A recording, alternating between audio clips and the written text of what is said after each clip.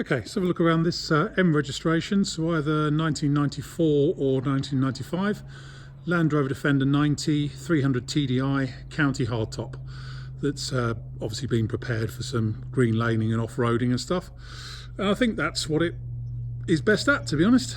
We've just taken this one in part exchange and we were going to sort of trade it out, but having looked all around it and driven it, it's much better than I thought it was. So we're going to retail it, and as I say, it will make an ideal sort of pay and play vehicle, or green laner or off-roader, because it's certainly spec'd as such and has been used as such. We took it in part exchange for a much newer Defender. Finished in red with county cloth interior, two-seater this one. What else has it got on it? It's got front steering guard, front A-bar with extra lights, interesting number plate as well. Full checker plate kit on the bonnet, wing tops, rear quarters, not on the modesty covers, because it hasn't got any modesty covers. It's got a set of jackable rock and tree rock sliders on it instead, not tree sliders. A matching set of BF Goodrich all-terrain TAs, matching set of 4 on modular rims. Haven't looked at the spare, I must admit. It's got snorkel on it. Being a county hardtop, it's got the sunroof and the alpine lights and the cloth trim. Obviously it's had the wheel arch spats replaced at some point, because they would have been colour coded originally, so they've obviously been replaced. Seems to have heavy duty springs on the back of it, under there. We'll talk about the chassis a bit more in a minute. It's got rear step, adjustable tow pack, spare wheel cover. It's got a pair of rear work lights. I haven't tested those to see if they work, I must admit. Obviously previous owners, a bit of a sticker fiend because it's got stickers all over it, but we've just left it as it is. Just checked it over, and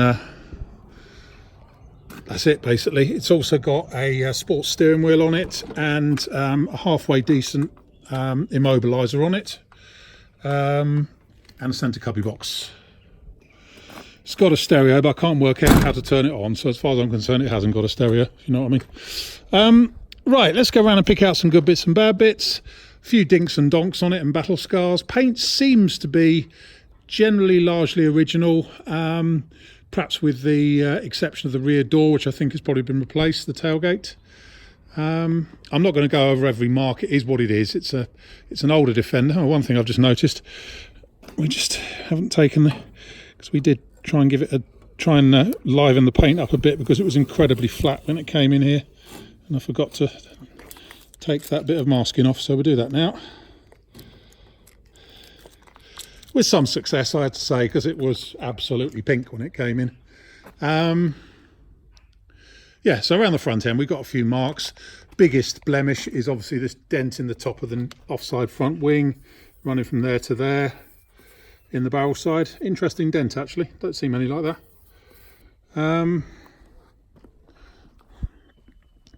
But otherwise around the front end, a few marks here and there, and say the paint is a little bit milky. Let's have a look under the near side front chassis leg. This isn't one to buy if you want a sort of a mint Defender, certainly, where it's not going to be priced as a mint one. Front near side chassis there. Up here on the scuttle corner, obviously quite a bit of mastic under there, up around here, but presumably it's doing a job. Scuttle corner is actually pretty good on this one. Screen rubber looks okay as well, apart from just there where it joins together. Needs a blanking plate over there. Near side front A post is all good. Near side front door, quite a bit of electrolytic reaction on the bottom edge of the door, and a couple of dinks and scrapes. As I say, I'm not going to go every single one. Be here all day. Interior wise, it's got, looks like a new pair of Exmoor trim front seats. In fact, yeah, I haven't checked it, but the previous owner did put heated front seats in. Those are the switches there. Same on the other side, so it's got heated front seats as well. Near side door frame actually feels reasonably good. Yeah, feels all right. Near side frame, apart from at the back there, you can see it's got a hole in it just there. But the rest of the frame doesn't feel too bad. Otherwise, interior, we've talked about the seats being in good shape. Full headlining in this one, slightly grubby, but considering what it's been used for and what it should be used for. Doesn't really matter. Now then, onto the back end. I think this one, I'm told, had a new half chassis for the last MOT, and you can see the rear outrigger there has got new bolts and stuff on it. That all looks pretty clean under there to me.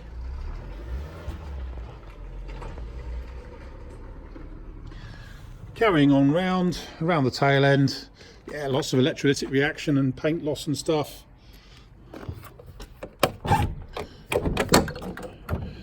But rear tailgate, bottom frame feels fine. I think this is probably a replacement rear tailgate, this one, because it does actually feel quite good. And it's a slightly newer red by the look of it as well. In the back here, obviously, we've got two of these big speakers. Would help if I could get the stereo working. It's obviously done a bit of work in the back there.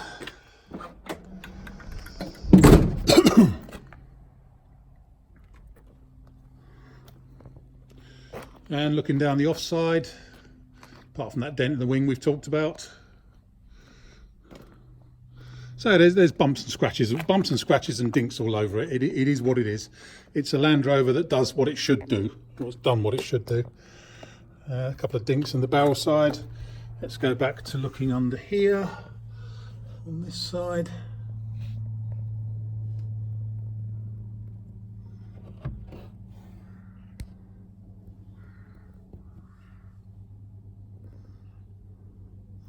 Again, looks like it's had a new fuel tank outrigger there, and the back of the chassis does look new. I think apparently there's a bill in the history for what went on, but I'll have a look at that and put it in our description. A-post, we've talked about that dent there.